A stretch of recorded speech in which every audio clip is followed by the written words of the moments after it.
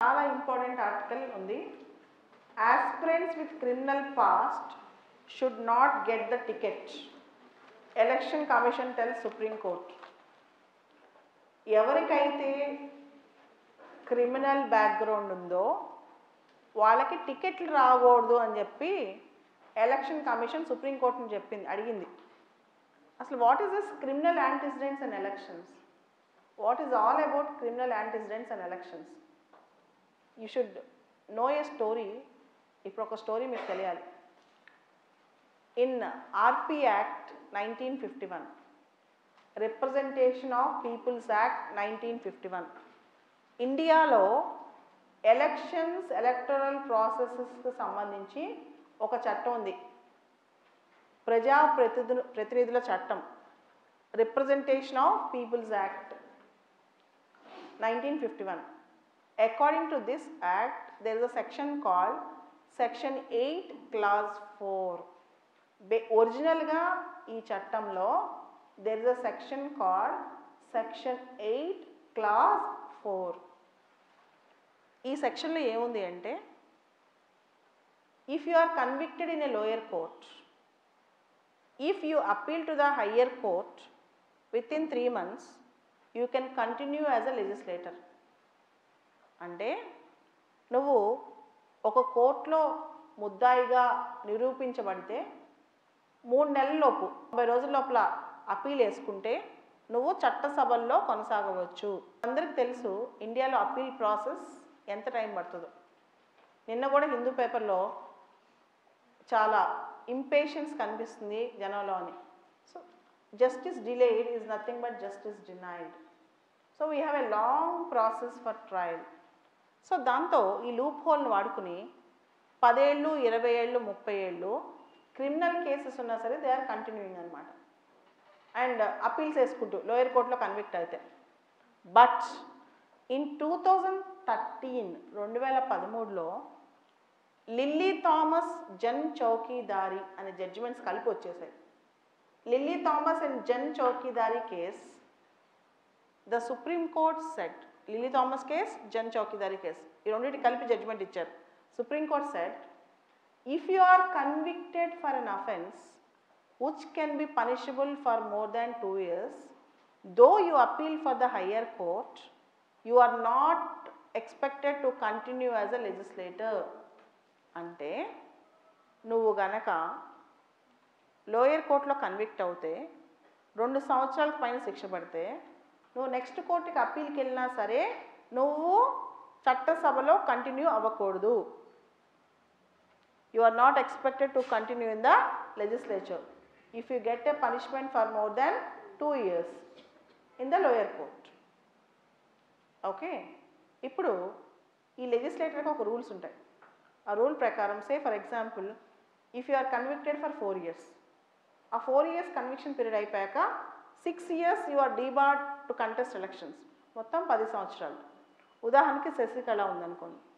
శశికళ ఇది Jayalalithaa friend. For example if she is in jail for 4 years, again for the next 6 years she is debarred to contest the elections, మొత్తం 10 years.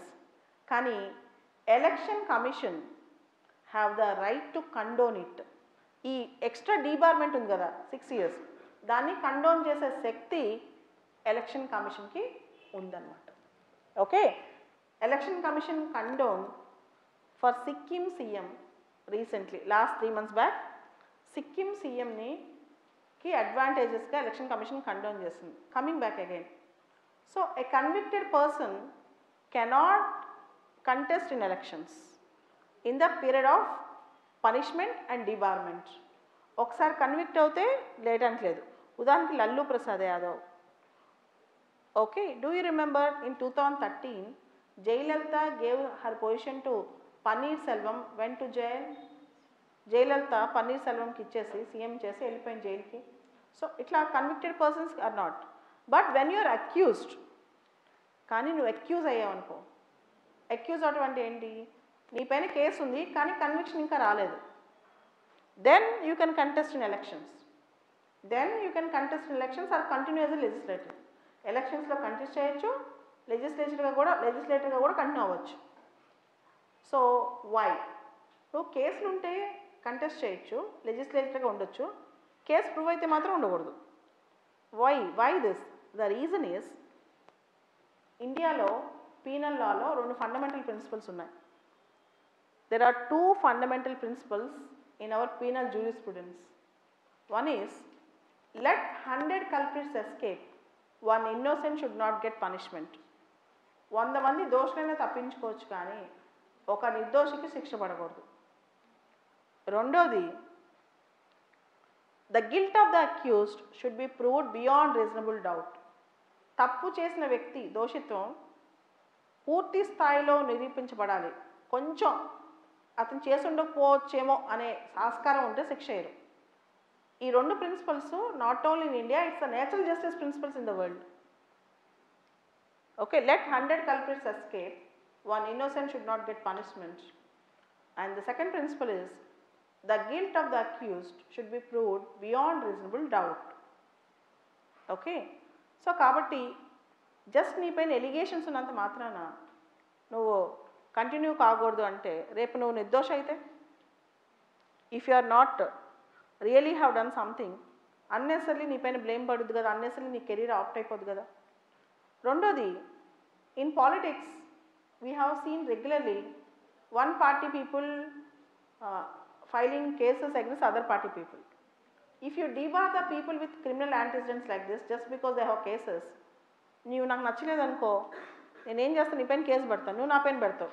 ఇప్పుడంతా revenge, మొత్తం case ఫైలింగే కదా, మొత్తం revenge అంటే కేసులే revenge. ఇప్పుడు ఒక పార్టీ వాళ్ళు ఇంకో పార్టీ వాళ్ళ పైన.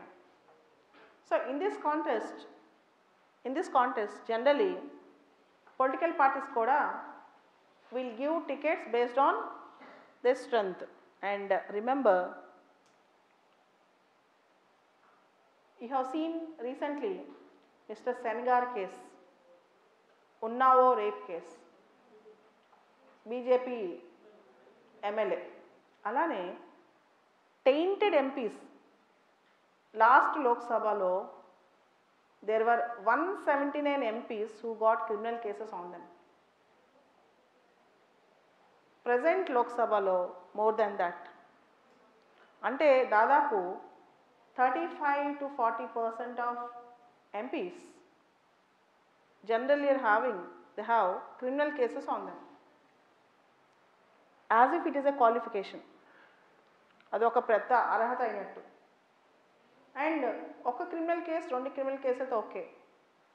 If you go for a website myneta.com, ఒక వెబ్సైట్ ఉంది myneta.com అని, ఎలక్షన్ కమిషన్ వాళ్ళు దాంట్లో అప్లోడ్ చేస్తారు యువర్ నేతాస్ యాంటిసిడెంట్స్, దేర్ ప్రాపర్టీస్, అవన్నీ.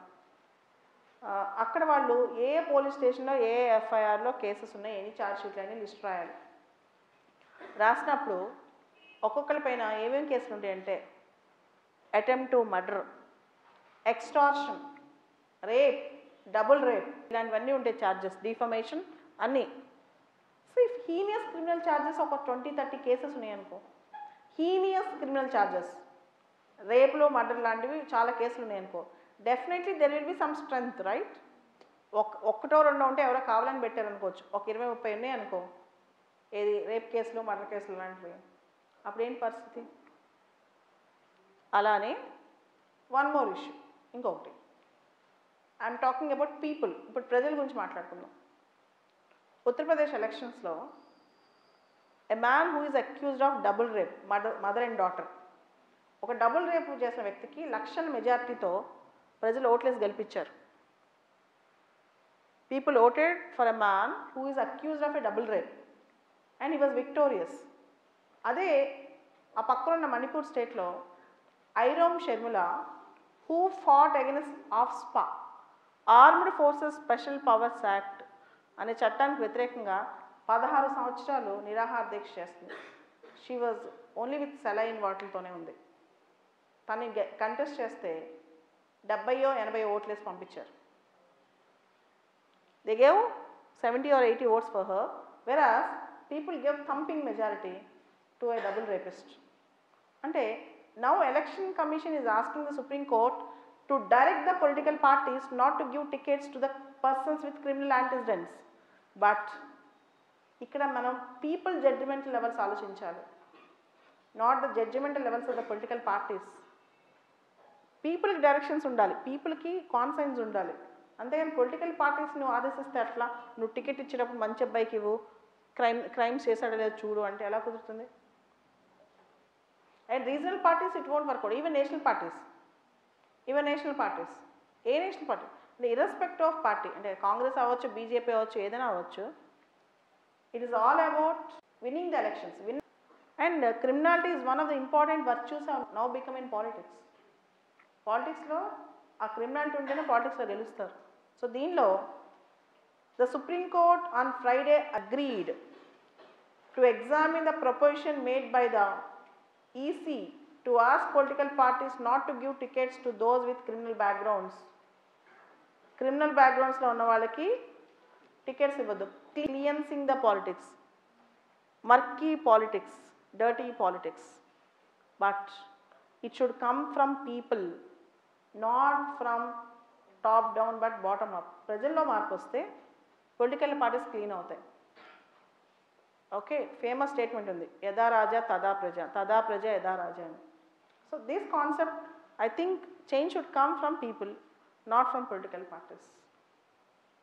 ఇది సొల్యూషన్ అన్నమాట.